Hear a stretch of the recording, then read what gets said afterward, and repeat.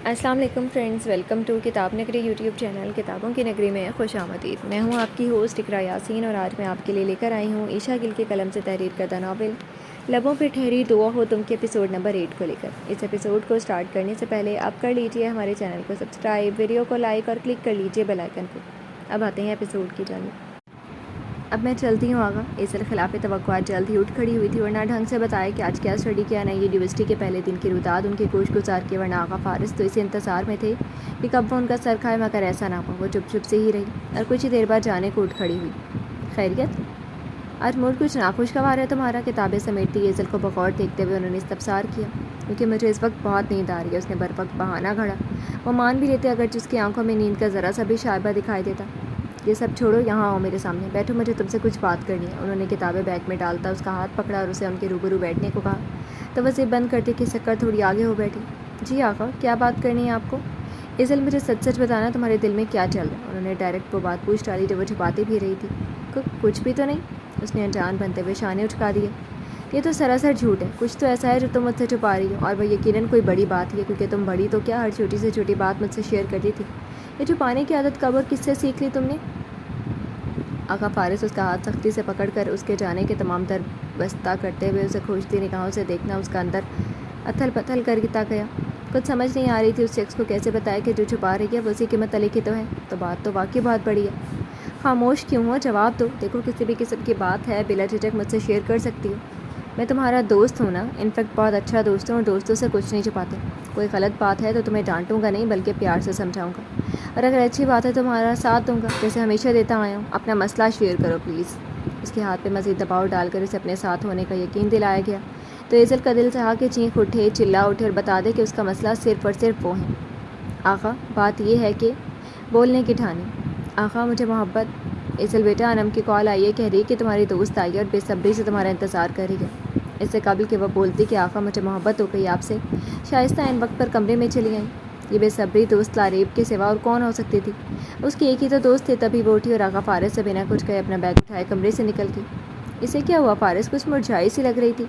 شائستہ نے اسے چپ چاپ جاتے دیکھا تو پوچھنے لگی۔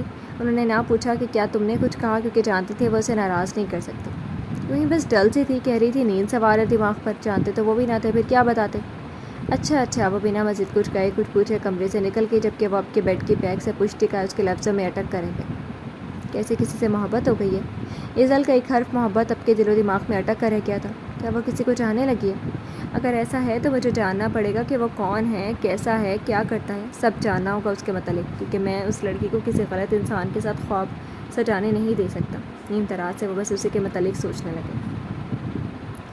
یہ تمہیں کیا ہوا ہے؟ منہ کیوں لٹکا ہوا ہے تمہارا؟ ایزل لاؤنج میں داخل ہوئی اور صوفے پر براجمان لاریب کے پاس چلی آئی۔ آرام سے بیٹھنے کی بجائے وہ دھڑام سے صوفے پر گر گئی۔ اس کے لٹکے ہوئے چہرے کو دیکھ کر لاریب نے استفسار کیا۔ کچھ نہیں ہوا، تم ہر وقت میری ماں بن کر مجھ سے سوال مت کرتی رہا کرو۔ کیا ہوا، کیسے ہوا، کیوں ہوا، کب ہوا، ہر بات تمہیں بتانا مجھ پر فرض ہے، نہ تمہارا ہر بات جاننا۔ اس جواب سے ظاہر تھا کہ موڈ سیریس حد تک آف ہے۔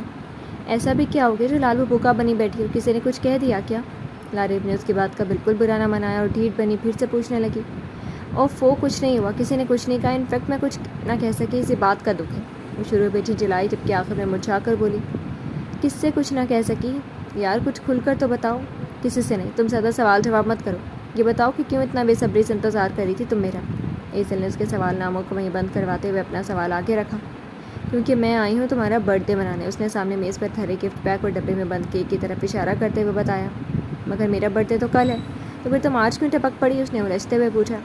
میں کل نہیں آ سکوں گی، اس لیے تو آج چلی آئی۔ دراصل میری جو دادو ہیں یعنی ڈیڈ کی خالہ، ان کی طبیعت ناساز ہے، تو ہم رات گاؤں کے لیے نکل رہے ہیں، 2-3 دن تو رہیں گے وہاں، اس لیے یونیورسٹی بھی نہیں آ سکوں گی۔ گفٹ تمہارا آلریڈی لے رکھا تھا، بس جیسے ہی ڈیڈ نے جانے کی خبر سنائی میں نے بیکری سے کیک پکڑا اور بھاگی چلی آئی تمہارے پاس، اور بے صبری سے انتظار بھی اس لیے تھا کہ جا کر مجھے پیکنگ بھی تو کرنی ہے، اس لیے زیادہ دیر کے لیے نہیں آئی۔ سو اب فٹافٹ سے اپنا منہ ٹھیک کرو اور کیک کاٹو۔ جا کر مجھے پیکنگ بھی تو کرنی ہے، اس لیے زیادہ دیر کے لیے نہیں آئی، سو اب فٹافٹ سے اپنا منہ ٹھیک کرو اور کیک کاٹو۔ لاریب نے آج آنے کی تفصیلاً وجہ بتائی۔ یعنی کل تو میری برتھ ڈے پر نہیں ہوگی، انفیکٹ 2-3 دن یونیورسٹی بھی نہیں آؤں گی۔ یہ بولتے ہوئے ایزل کا موڈ ٹھیک ہونے کی بجائے مزید خراب ہونے لگا۔ اس میں اتنا اداس ہونے والی کیا بات ہے؟ 2-3 دن کی تو بات ہے۔ اگر دل نہیں لگے گا میرے بغیر یونیورسٹی میں تو تم بھی 2-4 چھٹیاں مار لینا۔ اس کے گلے میں باہیں ڈالتے ہوئے آخر میں لاریب غیر متانت سے گویا ہوئی تو ایزل نے اسے کوری ڈالی۔ ہاں، مجھے کوئی شوق نہیں ہے فضول میں چھٹیاں کرنے کا. آج کلاسز اسٹارٹ ہوئی ہیں اور کل سے میں چھٹیاں مارنا شروع کر دوں. واہ کیا بات کہی. ایزل نے اسے خود سے پرے کیا. اچھا بابا مت کرنا چھٹیاں, تمہاری مرضی. میں کون سا سنجیدگی سے مشورہ دے رہی تھی, مذاق ہی کر رہی تھی میں بھی. مگر نہیں, اس وقت تم پہلے سے چڑیل بنی بیٹھی ہو. اب یہ خونخوار نظروں سے مجھے دیکھنا بند کرو اور اچھی بچی بن کر آؤ, پھر اچھے سے برتھ ڈے سیلیبریٹ کرتے ہیں, اوکے. اب کی بار ایزل نے کچھ نہ کہا اور واقعی فریش ہونے اٹھ گئی. لاری اتنے پیار سے اس کے لیے یہ سب لے کر آئی تھی, وہ انکار بھی تو نہیں کر سکتی تھی. آقا فارس ایزل کے متعلق سوچتے سوچتے بنا لنچ کی ہی سو چکے تھے اور اب شام کے 6 بجے ان کی آنکھ کھلی تو اٹھ بیٹھے. اف اتنی دیر سوتا رہا میں. انہوں نے اٹھتے ہی سامنے وال کلاک پر نگاہیں دوڑائیں تو بول اٹھے. خیر آج کل کام کا بوجھ بھی تو اتنا ہے, کافی تھکاوٹ ہو گئی تھی. بڑبڑاتے ہوئے وہ اٹھے اور ہاتھ منہ دھونے کو واش روم چلے گئے. جب نکلے تو بیڈ پر پڑی ایزل کی کتابوں پر نظر پڑی. بے دہانی میں 2 کتابیں تو یہیں چھوڑ گئی تھی, بلکہ کتابوں کے ساتھ ساتھ وہ خوبصورت ڈائری بھی موجود تھی اور اس ڈائری کو دیکھ کر وہ مسکرا اٹھے. کتابوں کے ساتھ انہوں نے ڈائری بھی اٹھائی اور اسے کھولنے کو تھے کہ دروازے پر دستک ہوئی اور پھر دستک دینے کے ساتھ ہی شائستہ اندر داخل ہوئی. اٹھ کے بیٹا لنچ کے لیے بلانے آئی تھی, مگر تم سو رہے تھے. خیریت ہے, کافی تھکے تھکے سے لگ رہے ہو. شائستہ نے ان کے تھکن زدہ چہرے کو آنکھوں میں بھرتے ہوئے پوچھا. وہ اس ٹائم کبھی نہیں سوتے تھے, شاید کبھی وقت ہی نہیں ملتا تھا اس لیے, یا پھر کبھی اتنی تھکاوٹ ہی محسوس نہ ہوئی تھی جو رات کے علاوہ آرام کرنے کی ضرورت پیش آتی. ہاں ماما تھکنے لگا ہوں اب تو. انہوں نے یہ بات کسی اور انداز میں کی تھی. یہ تھکاوٹ ان کے جسم کی نہیں بلکہ دماغ کی تھی. ان کا دماغ ہر پل کی سوچوں سے رہائی چاہتا تھا, سکون چاہتا تھا. اسی لیے تو کہتی ہوں کہ جلد از جلد تمہارے لیے ایک پیاری اور خدمت گزار بیوی لے آؤں, جسے دیکھ کر تمہاری تھکن اتر جایا کرے. نہیں تو وہ تمہارا اتنا خیال کرے کہ تمہیں تھکن ہوا ہی نہ کرے. شائستہ نے اپنے اکلوتے لاڈلے بیٹے کے چہرے کو ہاتھوں میں بھرتے ہوئے کہا. جو تھکن اپنی ماں کو دیکھ کر دور ہوتی ہے, اور کسی اور کو دیکھ کر بھلا کیسے دور ہو سکتی ہے. جواباً وہ بھی ماں کی محبت میں بولے. یہ بات تو سچ ہے کہ ماں جیسا کوئی نہیں. جو سکون ماں کے پاس اولاد کو ملتا ہے وہ بھلا کسی اور کی قربت میں کہاں. مگر یہ بھی تو سچ ہے بیٹا کہ مرد کو عورت اور عورت کو مرد کی ہمیشہ سے ضرورت رہی ہے. دونوں ایک دوسرے کے سکون کا باعث بنتے ہیں, ایک دوسرے کے شریک حیات بنتے ہیں, اور تاحیات ایک ساتھی کو اپنے دوسرے ساتھی کی خوشیوں کا سکون کا خیال رکھنا ہوتا ہے, اسے سمجھنا ہوتا ہے, سمجھانا ہوتا ہے, محبت و چاہت سے اس کے غم سمیٹنے ہوتے ہیں, اسے اپنے لفظوں سے حوصلہ اور اپنے پن کا احساس دلانا ہوتا ہے. اکیلے زندگی نہیں گزاری جاتی, گزار بھی لی جائے تو وہ بھی بھلا کوئی زندگی ہوگی. اس لیے میں اب جلد از جلد تمہارے لیے کوئی ایسا ساتھ تلاش کروں گی جو تمہارے گزرے سالوں کا درد اپنے لفظوں سے چن لے, تمہیں یوں اپنا لے کہ تم بھی ہر لمحہ خوش رہنا سیکھ جاؤ, تمہارے اس کمرے کی تنہائی ٹوٹ جائے. یہ ذکر چھڑا تو پھر شائستہ نہ چاہتے ہوئے بھی جذباتی سی ہو گئی. آپ جو چاہتی ہیں وہ کریں, جسے چاہتی ہیں میرے لیے چن لیں, میں انکار نہیں کروں گا, بس آپ اداس مت ہوا کریں مجھے دیکھ کر. آقا فارس نے اپنی پسند ان پر چھوڑ دی تو شائستہ نے حال ہی ہو گئی. خوش رہو میرے بچے. انہوں نے آقا فارس کے چہرے کو جھکا کر ان کے ماتھے پر بوسہ دینے کے ساتھ دعا دی تو وہ مسکرا دیا. خیر آئی تو میں یہ دیکھنی تھی کہ تم اٹھ گئی تو تم سے کھانے کا پوچھوں, مگر بات کچھ اور شروع ہو گئی. بتاؤ کھانا لگاؤں تمہارے لیے؟ ویسے تو چائے کی طلب ہو رہی ہے, مگر چلیں کھانا ہی سے. انہوں نے کتابیں اور ڈائری رائٹنگ ٹیبل پر اپنے لیپ ٹاپ کے قریب رکھ دی. ہاں کیوں نہیں, کھانا کھا لو پھر چائے بھی بنوا دوں گی. بنوا دوں گی نہیں بلکہ بنا دوں گی, کیونکہ مجھے آپ کے ہاتھ کی چائے پینی. آقا فارس نے انہیں پیچھے سے کندھوں سے تھامتے ہوئے لاڈ سے کہا تو وہ خندۂ زیر لب ہوئیں. کیوں نہیں میرا بچہ, جو کہو گے وہ بنا کر دوں گی. وہ دل و جان سے بول اٹھی, کیونکہ وہ فرمائش ہی بہت کم کرتے تھے, بلکہ کرنا چھوڑ ہی دی تھی. جو بنا ہوتا کھا لیتے. جہاں وہ آقا فارس اور ایزل کی فرمائشیں پوری کیا کرتی تھی, وہاں اب صرف اسے ایزل کی فرمائش ہی رہ گئی تھی. آقا فارس تو چپکے سے کب ان فرمائشوں سے پیچھے ہٹ گئے پتہ ہی نہ چلا. پھپھو آپ ابھی تک آئی نہیں, 7 بج رہے ہیں, اور ہاں آقا کہاں ہیں؟ دیکھ لیں برتھ ڈے گرل خود آپ دونوں کو بلانے چلی گئی, کیونکہ آپ دونوں کو تو میرا کوئی خیال ہی نہیں. سب آ چکے ہیں, اور جن کو اب مجھے انتظار ہے وہ ابھی تک یہیں پر ہیں. آپ دونوں کو تو سب سے پہلے وہاں موجود ہونا چاہیے تھا. شائستہ تیار ہو کر کمرے سے نکلی تھی. جب لاؤنج میں داخل ہوئی تو ایزل نے انہیں دیکھتے ہی بولنا شروع کر دیا. سانس تو لے لو بیٹا, بولتی ہو تو بس بولتی ہی جاتی ہو. آ ہی رہی تھی میں تو. انہوں نے ایک کندھے پر ڈالا دوپٹہ آگے پیچھے سے برابر کرتے ہوئے کہا. آپ تو آ رہی ہیں, مگر آقا کہاں ہیں؟ کمرے میں ہے نا, ان کو تو میں پوچھتی ہوں کہ ابھی تک اندر بیٹھے کیا کر. ارے ایزل وہاں کہاں جا رہی ہے, فارس کمرے میں نہیں ہے. وہ جو سینوں کی جانب بڑھ رہی تھی شائستہ کی بات پر رکی. تو پھر کہاں ہے؟ اس نے پلٹتے ہوئے پوچھا. وہ گھر پر نہیں ہے, شہر سے باہر گیا ہوا, کسی سے میٹنگ تھی آج. انہوں نے اطلاع دی, جبکہ یہ جان کر ایزل کا چہرہ لہجے بھر میں مرجھا کر رہ گیا. یوں ہو گیا جیسے ابھی رو پڑے گی. اسے ان کی کل والی بات یاد آ گئی کہ ایک محترمہ کے ساتھ پروجیکٹ شروع کیے, اس سلسلے میں ملاقات ہے. تو آقا اس سے ملنے چلے گئے, وہ بھی تب جب میں تیار ہوئی. کب سے ان کے آنے کا انتظار کر رہی تھی. آج میرا برتھ ڈے اور وہ میرے ساتھ ایسا کیسے کر سکتے ہیں؟ آنکھوں میں تراوت کھل آئی تھی. کیا ہو ایزل, اب چلنا نہیں؟ وہ بڑبڑا رہی تھی, مگر اس کی بڑبڑاہٹ شائستہ کے کانوں سے بہت پرے تھی. اب کھڑی کیوں ہوں, چلو آ جاؤ, میں جا رہی ہوں. اسے کہتی وہ تو چل پڑی, جبکہ پیچھے وہ آنکھیں سختی سے پیچھے آنسوؤں کو واپس دھکیلتی اندر ہی اندر پینے کی کوشش کرنے لگی. ایزل کہاں رہ گئی ہے گڑیا, اب آ بھی جاؤ, نیچے سب تمہارا. ارے یہ کیا, سب کو بلا کر تم اب خود یہاں بجھ کر بیٹھ گئی ہو؟ روانی سے بولتی انم کمرے میں داخل ہوئی تو ایزل کو یوں فرصت سے بیٹھا دیکھ کر اس کی زبان کو بریک لگی۔ 8 بجنے والے تھے، سب اس کا انتظار کر رہے تھے، مگر میڈم تیار ہونے کے باوجود بھی ابھی تک سر جھاڑ منہ پھاڑ بیٹھی تھی۔ میرا دل نہیں چاہ رہا آپی، مجھے نہیں سیلیبریٹ کرنا کوئی برتھ ڈے۔ وہ منہ پھلاتے بیٹھی پس مردہ لہجے میں بولی، یہ پہلا برتھ ڈے تھا جو آقا فارس کے بغیر منایا جانا تھا، تبھی اس کا کچھ بھی کرنے کو من نہیں چاہ رہا تھا۔ گڑیا کیا بات ہو گئی، کیوں افسردہ کیوں بیٹھی ہو، بتاؤ مجھے۔ اب وہ کیا بتاتی کہ اپنے خاص دن پر آقا فارس کی غیر موجودگی سے بے حد کھل رہی تھی۔ بس آپی مجھے نہیں ہونا تیار، نہ ہی کوئی برتھ ڈے منانا ہے، وہ بس ضد تھی۔ لیکن گڑیا بتاؤ تو صحیح کہ انم تم نیچے رہو، تمہاری اس گڑیا سے میں پوچھ لیتا ہوں کہ کیا ہوا اسے۔ انم کی بات ادھوری رہ گئی جب چوکھٹ سے لگے اس شخص کی آواز ابھری تو اس کے ہر آنسو ہر خوشی کی وجہ تھا۔ آقا بے اختیار اس کے منہ سے پھسلا ویران دل کے سوکھے پتوں پر جس سے بہار لوٹ آئی تھی۔ اچھا ہوا آپ آ گئے، آپ ہی پوچھیں اس سے، مجھے تو کچھ بتا نہیں رہی یہ لڑکی۔ انم نے بھی شکر کیا، جانتی تھی کہ آقا فارس کی وہ کوئی بات نہیں ٹالتی، تو کچھ ہی دیر میں وہ نیچے موجود ہوگی، اسی لیے مطمئن ہوتی کمرے سے نکل کے جبکہ وہ ایزل کو اوپر سے نیچے تک دیکھنے لگے۔ بال کھول کر شانوں پر آگے کی طرف کو کیے، پستہ رنگ لیے سلک کی بالکل سادہ سی پیروں کو چھپاتی میکسی پہنے، ہر قسم کے میک اپ سے بے نیاز ہی ننھی پری سیدھا ان کے دل میں اتر رہی تھی۔ اس کی سادگی ایسے لباس میں بھی غضب ڈھا رہی تھی۔ وہ اپنے لیے اپنے قیمتی لفظ تعریف کی صورت میں اس کے نام کرنا چاہتے تھے، مگر اس سے قبل اس کے بگڑے اداس اور جھجھلائے موڈ کا سبب دریافت کرنا تھا۔ سمے سے ایزل، کیا آپ اب بتائیں گے کہ آپ کے ساتھ آخر مسئلہ کیا ہے؟ سینے پر دونوں ہاتھ باندھے تفتیشی نظروں سے اسے گھورتے ہوئے سے چند قدموں کے فاصلے پر کھڑے تھے۔ وہ جو انہیں دیکھتی ہی بے چین ہوتی اٹھی تھی، ان کے انداز پر سے پوچھنے پر سارا جوش بھلائے ہولے ہولے واپس بیٹھ گئی۔ اسے لگ رہا تھا آقا فارس کی جانچتی نظریں اس کا اندر تک پڑھ لیں گی، اسی لیے وہ اپنی کھلی کتاب کی مانند آنکھوں کو جھکا گئی، نہ جانے کیوں پلکیں لرزنے لگی۔ آقا فارس نے ایک طویل سانس اندر کھینچ کر خارج کی اور اس کے روبرو بیڈ پر بیٹھ گئے۔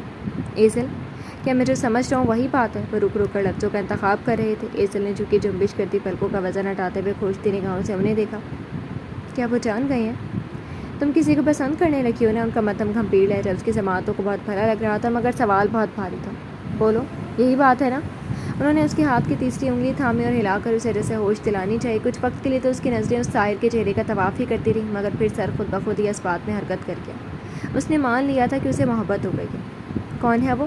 سوال مختلف تھا، مگر لہجہ وہی خلوص میں گرا ہوا۔ کیا مجھے کہہ دینا چاہیے؟ نہیں آقا، کبھی اس راہ میں میرے ہم قدم نہیں بنیں گے، مگر میں چاہتی ہوں وہ جانے کہ مجھے ان سے بے انتہا محبت ہے۔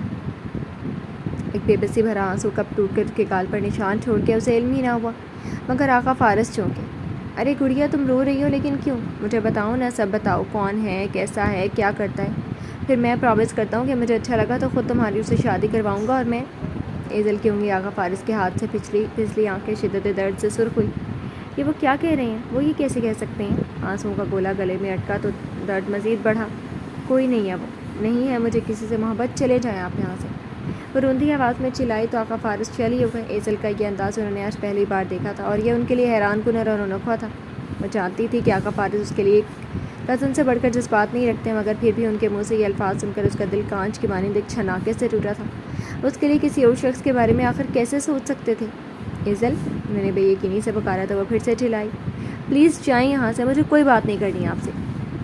بھرائی آواز میں وہ شدت ضبط سے آنکھیں نیچے اب کے قدرے دھیرے سے بولی تو وہ اس کے حکم پر بلکہ التجا پر سر جھکائے کمرے سے نکل گئے۔ ان کے جاتے وہ واش روم میں گھس گئے اور کتنی دیر سے ان کے سامنے کھڑی آنسوؤں کا سمندر بہاتی رہی، مگر پھر اسے احساس ہوا کہ اسے ایسا شدید رد عمل نہیں ظاہر کرنا چاہیے تھا۔ تو چہرے پر پانی بہاتی باہر نکل آئی، مگر اس کا بھی کیا قصور، پر رد عمل خود اس کے لیے بھی غیر متوقع تھا۔ اسے خود پر قابو ہی نہ رہا اور وہ آقا فارس سے بدتمیزی کر کے اس نے آج کے خاص دن کے کپڑے پہنے، بال بنائے اور ہر قسم کے میک اپ سے بے نیاز چہرہ لیے زبردستی کی مسکراہٹ اب اوپر سے جاتی کمرے سے نکلی اور سے وہ قدمی سے چلتی ہوئی زینوں تک آئی۔ نیچے سب اسی کے منتظر تھے۔ سست روی سے سینے اترنے لگے۔ سب جانتے تھے کہ ایزل آقا فارس کی ہر بات فوراً مان لیتی ہے اور وہ خود بھی کتنا مان کرتی تھی مگر اس بات پر، اور وہ ان کا یہ مان نہیں توڑنا چاہتی تھی، مگر جب نیچے آئی تو آقا فارس کہیں نظر نہ آئی۔ اس کا دل جیسے ویران سا ہوا تھا، بے چین تھا، اور اس بے چین دل کو قرار تب ملا جب کیک کرتے وقت وہ اچانک سے نمودار ہوئے اور سب کے بیچ شامل ہو گئے۔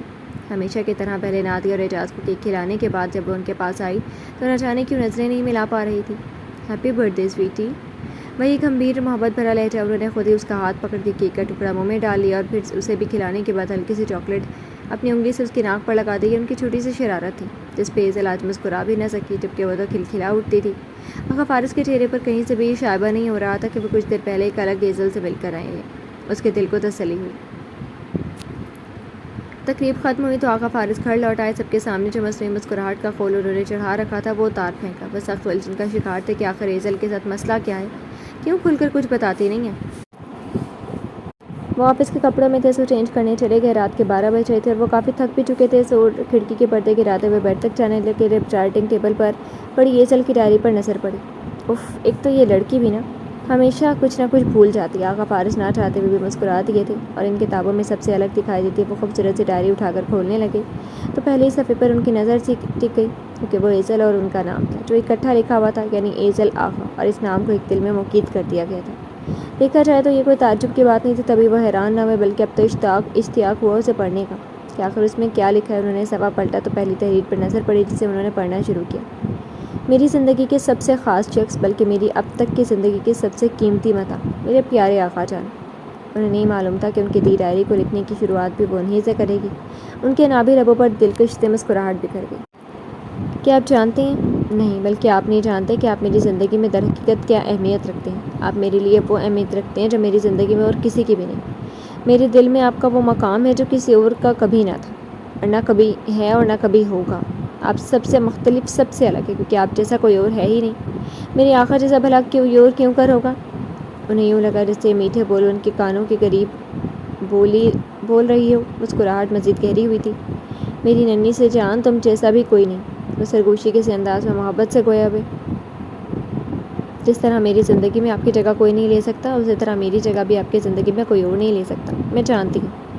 ٹھیک کہا تم نے، میری زندگی میں تمہاری جگہ کوئی نہیں لے سکتا. ہونٹوں پر تبسم لیے انہوں نے اقرار کیا. مگر میں چاہتی ہوں کہ آپ کی زندگی میں جو ایک جگہ ایک خاص شخص کے لیے خالی ہے اسے آپ میرے وجود سے بھر دیں. میں آپ کی زندگی میں کسی اور حیثیت سے داخل ہونا چاہتی ہوں. آقا، میں آپ سے اپنا رشتہ مزید مضبوط بنانا چاہتی ہوں. وہ مسکراہٹ جو لبوں سے جدا نہیں ہو رہی تھی ایک دم عنقا ہوئی. یہ کیا کہہ رہی تھی؟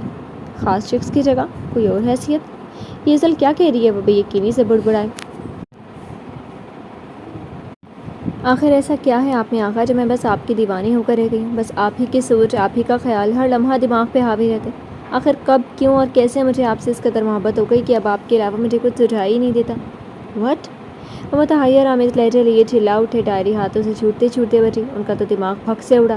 کان سائیں سائیں کرنے لگے. وہ لڑکی جس کو انہوں نے ہمیشہ اپنی چھوٹی بہن کی طرح ٹریٹ کیا، وہ پاگل لڑکی ان سے محبت کرنے لگی تھی، بلکہ ان کی محبت میں بہت آگے تک جا چکی تھی. یہ جان کر ان کی حیرت اور بے یقینی سوا تھی. انہوں نے بروقت کرسی کو تھاما کیونکہ اتنی بڑی حقیقت کے بعد ان سے اپنے پیروں پر کھڑا ہونا مشکل ہو گیا تھا. اف ایزل، تمہارا دماغ خراب. یہ لڑکی پاگل تو نہیں ہو گئی؟ محبت، وہ بھی مجھ سے؟ نہیں نہیں. وہ بے ربط سے الفاظ بولنے لگے. ان سے تو ڈھنگ سے جملہ بھی نہیں بن رہا تھا. اس سے آگے ان سے مزید پڑھنے کی ہمت نہ پائی مگر پھر سے انہوں نے آگے پڑھنا شروع کیا. یوں لگتا ہے جیسے اب بس زندگی کا ایک ہی مقصد باقی رہ گیا اور وہ ہے آپ کو پانا. اور یقین مانیں آقا، جس دن میں نے آپ کو پا لیا مجھے یوں لگے گا جیسے میں نے دنیا کی ہر چیز حاصل کر لی، بلکہ یوں محسوس ہوگا جیسے دنیا ہی فتح کر لی ہو، کیونکہ اب تو مجھے میری دنیا بھی آپ ہی لگتے ہیں. وہ کہہ رہی تھی کہ وہ انہیں دیوانوں کی طرح چاہنے لگی اور وہ ان کا سب کچھ بن چکے ہیں. جبکہ یہ جان کر آقا فارس کی حیرت کی تو انتہا کو پہنچ رہی تھی.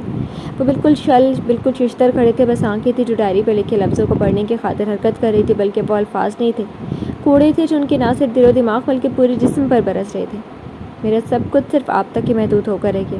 کیسے بتاؤں، کیسے کروں اپنی محبت کا اظہار؟ کاش کہ آپ میرے بن کہے میرے دل کا حال جان لیں. کاش مجھے اپنا لیں. میں کہوں کہ مجھے آپ سے محبت ہے اور آپ بھی دل و جان سے مجھے اپنی باہوں میں بھر کر بنا کچھ کہے بتلا دیں کہ یہ باہوں کا حصار ہی آپ کی میرے لیے شدت لٹاتی محبت ہے. اور یہاں پر وہ واقعی کرسی پر ٹھہر گئے. ان سے کون سی خواہش کی بیٹھی تھی، کون سی حسرت لگائے بیٹھی تھی وہ جسے آقا فارس پورا کر ہی نہیں سکتے تھے. مجھے آپ کے لفظوں کی چاہ بھی نہیں آقا. نہیں خواہش کہ آپ بڑے بڑے بول بولیں، محبت کے بڑے بڑے دعوے کریں. فقط اتنی ہی آرزو ہے کہ مجھے سینے سے لگا کر اتنا کہتے کہ مجھے تم چاہیے ایزل، مجھے بھی تم سے محبت ہے. یہ تم کیا کہہ رہی ہو ایزل؟ ہے تم ایسا سوچ بھی کیسے سکتی ہے؟ انہوں نے تو گویا سر چکرانے لگے. ہاں آقا، کوئی بڑے خواب نہیں سجائے میں نے کہ آپ مجھ سے رانجھے مجنوں جیسے دیوانہ وار محبت کریں.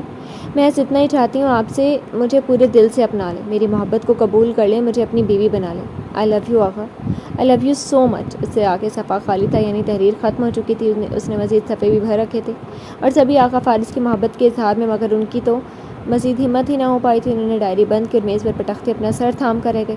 آنکھوں کے سامنے اس کا اکیلے بیٹھ کر مسکرانا، انہیں دیکھنا اور پھر دیکھتے ہی جانا، اور کچھ گھنٹوں پہلے والا منظر گھوم گیا جب وہ ان کی کسی اور سے شادی والی بات پر روتے ہوئے غصے میں آ گئی تھی. تو کل تو مجھ سے مجھے ہی مانگنے والی تھی، یہ تو تحفہ چاہیے تھا تمہیں. تو یہ تحفہ چاہیے تھا تمہیں؟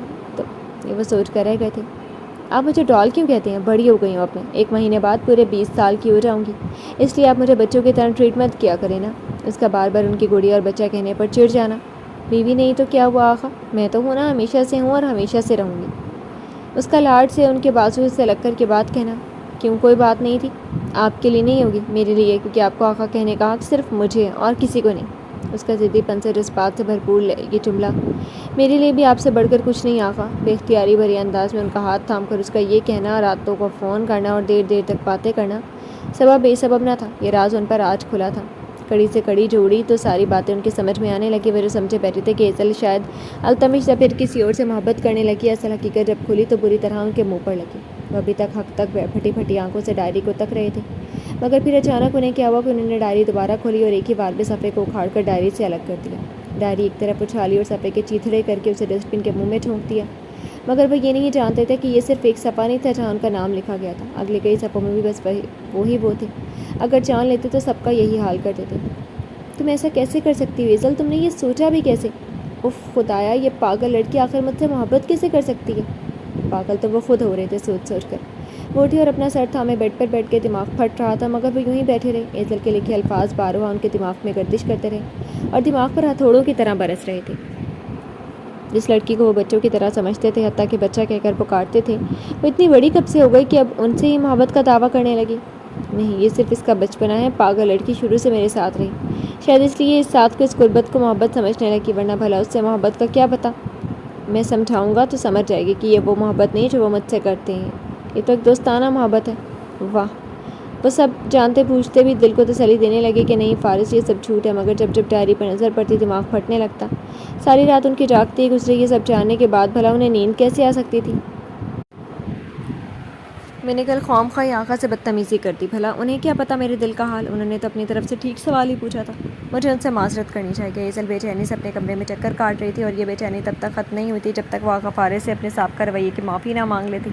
وہ انہیں ناراض کرنے کا سوچ بھی نہیں سکتی تھی، مگر وہ ایسا کر چکی تھی۔ دوپہر کے 12 بج رہے تھے اور آج وہ یونیورسٹی سے جلدی چلی آئی تھی۔ آخری 2 کلاسز لینے کا اس کا کوئی ارادہ نہیں تھا۔ آقا فارس کے ساتھ اپنا رات والا رویہ اسے بے چین کر رہا تھا۔ وہ بہت شرمندہ تھی۔ وہ شام تک کا انتظار نہیں کر سکتی تھی، کیونکہ وہ آفس سے شام میں آتے تھے، تبھی اس نے انہیں کال ملائی، مگر کال نہ اٹھائی گئی۔ 1 بار 2 بار 3، مگر ہر بار جواب ندار تھا۔ یہ آقا میری کال کیوں نہیں ریسیو کرے؟ ناراض تو میں تھی ان سے، وہ بھلا مجھ سے ناراض کیوں ہونے لگے؟ لگتا ہے بزی ہیں، بعد میں کر لوں گی، لیکن ان سے سوری ضرور کروں گی۔ اپنی معافی کے ارادے کو پختہ کرتی وہ نیچے جب انم نے اس سے پوچھا، ویسے آج یونیورسٹی سے جلدی کیوں آ گئی ایزل؟ آتی وہ سیدھا کمرے میں بھاگ گئی تھی، تب انم کچن میں تھی، سو پوچھ نہ پائی۔ آخری 2 کلاسز آف تھی آج، تو سوچا یونیورسٹی میں اکیلے بیٹھ کر کیا وقت برباد کرنا، لارے بھی تو نہیں تھی، سو بور ہونے سے بہتر گھر چلی آئی۔ خیر، بور تو ابھی بھی ہو رہی ہوں۔ پہلا جملہ سراسر جھوٹ تھا۔ اگر وہ آخری 2 کلاسز لیتی تو جان لیتی کہ وہی 2 بکس وہ کل آقا فارس کے کمرے میں بھول آئی ہے۔ وہ تب شاید اسے ڈائری کا بھی خیال آ جاتا اور وہ ابھی بھاگی جاتی۔ یہ بوریت مٹانے کو تم آقا فارس کے پاس کیوں نہیں چلی جاتی؟ جا کر کچھ دیر ان کا سر کھاؤ گی تو چنگی بھلی ہو جاؤ گی۔ انم نے مفت مشورہ دیا۔ بہت شکریہ آپ کا، آپ کے مشورے کا، مگر آپ کی اطلاع کے لیے عرض ہے کہ آقا اس وقت آفس میں ہوتے ہیں۔ تمہاری بھی اطلاع کے لیے عرض ہے کہ تمہارے آقا اس وقت گھر پر ہی ہیں۔ پھپھو آئیں تمہیں ماما سے کچھ بات کرنے، ان سے ہی پتہ چلا۔ انم نے اس کی لاعلمی پر ہنستے ہوئے بتایا تھا۔ وہ یہ جان کر جھٹ سے دروازے کی طرف بڑھی۔ کہاں جا رہی ہو؟ وہ لمحے بھر کو ٹھہری۔ آپ ہی، میں ذرا پھپھو کی طرف جا رہی ہوں، ابھی آتی ہوں، اور جواب دیتی انم کی اگلی بات سنے بغیر چلی گئی۔ وہ پیچھے سے آوازیں دیتی کچھ کہہ رہی تھی یا کچھ پوچھ رہی تھی۔ پاگل لڑکی، بھلا سیدھی طرح کہے کہ فارس کے کان کھانے جا رہی ہے، بس ہمیشہ پھپھو کا نام لے لیتی ہے، جسے ہمیں تو پتہ ہی نہیں ہے۔ وہ ہنس پڑی۔ شائستہ کی طرف گہرا سناٹا تھا۔ شائستہ شاید اپنے کمرے میں تھی۔ وہ ان کے کمرے میں جانے کے بجائے زینے پھلانگتی سیدھا آقا فارس کے کمرے کی طرف آئی۔ پہلے تو تمیز سے دستک دی، مگر کوئی جواب نہ پا کر ہینڈل گھماتی اندر داخل ہوئی۔ آنکھوں پر بازو رکھے وہ ابھی تک محو نیند تھے، رات بھر جاگتے رہے۔ صبح نہ جانے کس پیر ان کی آنکھ لگ گئی۔ ایزل حیران ہوئی کہ وہ ابھی تک سو رہے تھے، کہ آج انہیں آفس نہیں جانا تھا، مگر یہ حیرت چند لمحوں کی ہی تھی، کیونکہ پھر اس کی جگہ جلدی ایک شرارت نے لے لی۔ ہونٹوں پر شوق سے مسکراہٹ مچ گئی۔ اس نے سائڈ ٹیبل پر دھرے پانی کے ڈھک کے گلاس کو کور اٹھائے، نچلا لب دانتوں تلے دبانے کے کچھ دیر بعد انہیں دیکھتی رہی۔ آئی ایم سوری آقا۔ شرارت کرنے سے قبل معذرت کرتی وہ ایک کان پکڑے بڑبڑائی، اور پھر ایک دم ہی پانی کا بھرا گلاس آقا فارس پر انڈیل دیا۔ وہ ہڑبڑا کر اٹھے اور صرف چند لمحے لگے انہیں سب سمجھنے میں۔ ایزل انہیں اٹھتا دے کر بدا کر پیچھے ہٹی اور پھر کھلکھلا کر ہنس پڑی۔ اس کی ہنسی بہت پیاری تھی اور آقا فارس تو جان دیتے تھے اس ہنسی پر، مگر آج وہ تل ملا کر اٹھے، کسیلی نظروں سے اسے گھورا اور تیش بھرے عالم میں بولے، "What the hell is this؟ Manners نہیں ہے کیا تمہارے اندر؟ Stupid idiot. ایزل کی تو کویا زبان گانگ ہو گئی، ہنسی بے جان ہوئی، وہ ششتر ہی تو رہ گئی تھی۔ آنکھوں میں تیرتی نمی کے ساتھ اپنے سامنے کھڑے آتش فشاں بنے وجود کو دیکھنے لگی، جس نے آج سے پہلے کبھی اس کی حرکت پر ایک حرف تک نہ کہا تھا، بلکہ ایزل کی بچی ٹھہرو تم ذرا، کہتے ہوئے اسے دو چپت لگانے کو اس کے پیچھے بھاگتے، مگر آج اسے لگا وہ کسی غلط انسان کے کمرے میں آ گئی ہے۔ یہ اس کی آقا نہیں ہے۔ وہ کچھ نہ بول سکی ان کی ملامتوں پر، ان کی جھڑکوں پر۔ اب کھڑی کھڑی میرا منہ کیا دیکھ رہی ہو؟ جاؤ یہاں سے۔ وہ ایک دم تھاڑے تو وہ کانپ کر پیچھے ہٹی۔ آقا آپ میرے ساتھ اس طرح بات کیوں؟ Just shut up Ezel and leave me alone. مجھے ان سے ان کے ایسے سلوک کا سبب جاننے کو تھی۔ اپنی بات مکمل بھی نہ کر پائی کہ وہ کچھ خلقی سے چلا اٹھے۔ اس سے زیادہ وہ ان کا ایسا رویہ سے حال نہ پائی اور روتی ہوئی باہر بھاگی۔ اور جب وہ مزید بولے، اور یہ جاتے جاتے اپنے بکس بھی لے جاؤ، اور پلیز آئندہ میرے کمرے میں اپنی کوئی چیز چھوڑ کر مت جانا۔ شدید زج بھرا انداز تھا۔ وہ بغیر ان سے نظریں ملائے ان کے حکم کی تعمیل کرتی بکس لیے کمرے سے نکل گئی، جبکہ اس کے جاتے ہی وہ بے بس سی سانس خارج کرتے نڈال سے بیڈ پر بیٹھ گئے۔ تمہیں کیسے خود سے دور کروں ایزل؟ کیا کروں جو تم میرا خیال اپنے دل و دماغ سے نکال دو؟ ان کے لیے یہ انکشاف بہت بھاری تھا، بہت دھماکہ خیز کہ ان سے 20 سال چھوٹی وہ لڑکی جو ان کے لیے بالکل گڑیا کی طرح تھی، ان سے محبت کر بیٹھی ہے۔ جبکہ سینے اترتی ایزل سمجھ نہیں پا رہی تھی کہ آخر آغا فارس کو ہوا کیا ہے، اور سوچوں میں گھرے ہوئے کے سبب بے دہانی کے دوران اس کا پاؤں پھسلا، مگر اس نے بر وقت ریلنگ کو تھام لیا، لیکن اس دوران بکس اس کے ہاتھ سے چھوٹ کر نیچے جا گری۔ دھندلائی آنکھوں سے سینے اتر کر ہاتھ بڑھا کر انہیں اٹھانا چاہا تو بری طرح چونک کر رہ گئی، کہ وہ ڈائری جس میں اس نے آغا فارس سے اپنی محبت کا اظہار کیا تھا اور بھی نہ جانے کیا کیا لکھا تھا، وہ بھی بکس کے ساتھ موجود تھی۔ اس کے ذہن میں جھماکا سا ہوا۔ کچھ سوچتے اس نے بے صبری اور دھڑکتے دل کے ساتھ سارے صفحے آگے پیچھے کر کے دیکھے تو پہلا صفحہ نہیں تھا، بلکہ اسے بے ترتیب سے پھاڑا کیا تھا۔ تو اس کا مطلب ہے کہ آقا کو معلوم۔ اس سے آگے وہ کچھ بول ہی نہ سکی۔ آنسو اور بھی شدت سے بہہ نکلے۔ آغا فارس کے اتنی شدید رد عمل کی وجہ اسے سمجھ آ گئی تھی، اور اسے بے پناہ ٹھیس دل میں اٹھ رہی تھی کہ آقا کے اس کے لیے ایسا کوئی بھی جذبہ نہیں رکھتے، الٹا اس کے جذبات سے آگاہ ہو کر اس سے کتنے برے طریقے سے پیش آئے تھے۔ تو کیا اب وہ میرے ساتھ ہمیشہ ایسی ہی بات کریں گے؟ یہ سوچ سوچ کر اس کا دل پھٹنے لگا تھا۔ نہیں، آقا مجھ سے ایسے بات نہیں کر سکتے، میں ان کی ایزل ہوں، مجھ سے محبت کرتے ہیں وہ خود کو تسلیاں دینے لگی، مگر ساتھ ہی ان کا چلانا یاد آ گیا تو ساری جھوٹی تسلیاں دھری کی دھری رہ گئی تھیں۔ وہ بھاگتی ہوئی گھر آئی اور خود کو کمرے میں مقید کر لیا اور بلک بلک کر روتی رہی۔ وہ جس بات سے ڈرتی تھی وہی ہوا۔ اس کا دل پوری طرح ٹوٹ چکا تھا، اور اب ٹوٹے دل کی کرچیاں سنبھالے نہیں سنبھل رہی تھی۔ دل لہو لوہان تھا، اور یہ لہو سے لوتھڑے دل کا اس سے برداشت نہیں ہو رہا تھا۔ لبالب بھرے آنکھوں کے کٹورے خالی ہونے کو نہیں دے رہے تھے۔ رات کو 8 بجے کسی نے زور زور سے اس کا دروازہ پیٹا۔ وہ روتے روتے نہ جانے کب سو گئی تھی، اسے پتہ ہی نہ چلا۔ اب دروازے کے شور سے آنکھ کھلی، مندی مندی آنکھوں سے دستک ہوتے دروازے کو دیکھا۔ دروازہ مسلسل بج رہا تھا، تو ناچار اسے کھولنا ہی پڑا۔ سامنے انم کھڑی تھی مسکراتی ہوئی، مگر ایزل کو دیکھ کر اس کی مسکراہٹ اڑن چھو ہوئی۔ ایزل، یہ کیا حلیہ بنا رکھے، اور یہ آنکھوں کو کیا ہوا؟ اتنی لال کیوں ہو رہی ہے؟ انم متفکر ہوئی۔ کچھ نہیں آپی، بس طبیعت کچھ ناساز ہے، سوئی ہوئی تھی، آپ نے اٹھا دیا۔ ایزل نے بر وقت بہانہ گھورا۔ اوہ، کیا ہو گیا؟ طبیعت کو دکھاؤ تو ذرا۔ بولتے ہوئے انم نے اس کا ماتھا چوما۔ ارے تمہیں تو بخار ہے ایزل، بابا سے کہتی ہیں ابھی ڈاکٹر کو کال کرنے، اور تم نے کھانا بھی نہیں کھایا نا؟ توبہ ایزل، کتنی کیئرلیس ہو تم۔ ابھی کھانا لا رہی ہیں اور تم چپ چاپ کھاؤ گی بغیر کسی بحث کے۔ انم اس کی نہیں سنے بنا نیچے چلی گئی۔ کچھ دیر میں ڈاکٹر آ کے اس کا چیک اپ کیا، دوائیاں لکھی اور چلا گیا۔ سب کافی دیر اس کے پاس بیٹھے رہے، مگر پھر اس نے یہ کہہ کر انہیں چلے جانے کو کہا کہ وہ آرام کرنا چاہتی ہے۔ ٹھیک ہے، تم آرام کرو، سو جاؤ، شاباش۔ ویسے بھی میں نے تمہاری نیند جو خراب کر دی تھی، مگر ہاں، دروازہ مت لاک کرنا۔ نادیہ اور اعجاز چلے گئے تو انم بھی اس کے ماتھے پر ایک محبت بھرا بوسہ دیتی کمرے سے نکل گئی تھی۔ اس کے جاتے ہی وہ اٹھی اور شیلف میں سجا آغا فارس کا دیا تحفہ اٹھائے واپس بیڈ پر آ بیٹھی۔ ایک سفید تاج محل تھا جو بہت ہی خوبصورت تھا، کافی بڑا اور بھاری تھا۔ کل کتنی بے صبری سے اس نے ان کا دیا تحفہ کھولنا چاہا تھا، جس پر لکھا تھا فار مائی پرنسس، اور جب پرنسس نے کھولا تو دیکھا اس پرنسس کے لیے خوبصورت سفید محل تھا۔ اس کے علاوہ ایک سرخ باربی ڈریس تھا جو انہوں نے اسے گفٹ کیا تھا، اور اس قدر خوبصورت، کامدار اور چمک دھمک سے بھرپور تھا کہ کل ایزل یہی سوچتی رہی کہ اگر پہلے معلوم ہوتا وہ خوبصورت باربی ڈریس دینے والے ہیں تو یہ پہلے ہی لے کر پہن کر برتھ ڈے سیلیبریٹ کرتی۔ کاش آپ میرے ساتھ ایسے ہی کسی محل میں رہنے کی خواہش رکھتے، آپ، میں اور خوبصورت جہاں، اور ہر طرف پھیلا ہماری محبت کا سما۔ مگر آپ؟ تاج محل ہاتھوں میں لیے اسے حسرت اور زخموں سے چور نگاہوں سے تکتی اس لڑکی اس سے آگے بولا ہی نہ گیا، کیونکہ گلے میں آنسوؤں کا پھندا پھنس گیا تھا۔ میری محبت کا اتنا بھیانک جواب کیوں آغا؟ آخر کیوں نہیں آپ کو مجھ سے محبت؟ آخر کیوں؟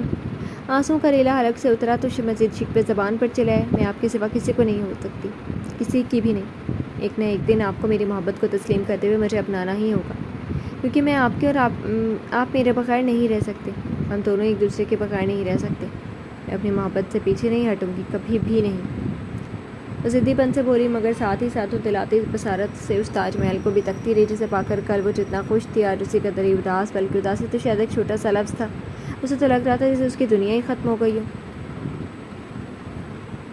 جی تو فرینڈس، کیسی لگی آپ کو آج کے ایپیسوڈ؟ کمنٹ سیکشن میں ضرور بتائیے گا۔ پھر حاضر ہوں گے ناول کے نیکسٹ ایپیسوڈ کے ساتھ، تب تک کے لیے اجازت دیجیے، شکریہ، اللہ حافظ۔